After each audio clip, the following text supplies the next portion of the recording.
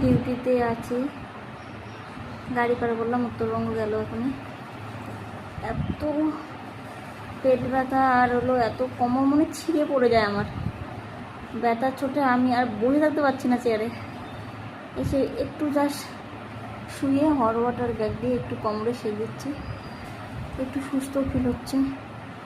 বসে থাকা যায় না, কী রোগ সৃষ্টি করছি আমি ভগবান, আমি আর পারতেছি না। প্রচণ্ড শরীর খারাপ করতেছে, এত শরীর খারাপ না, বসে থাকতে পারি না। একটু মাস্টারকে বলে আসলাম, একটু এটা শোয়ার জায়গা না, একটু এটা স্টোরুম, একটু এখানে শোয়ার প্লেস না, তাও আর কি কষ্টে মষ্টে আর কি এক সাইডে আর কি পা দুটো মেলে আর কি থাকা যায়, থাকার জায়গার পরিস্থিতি না এটা।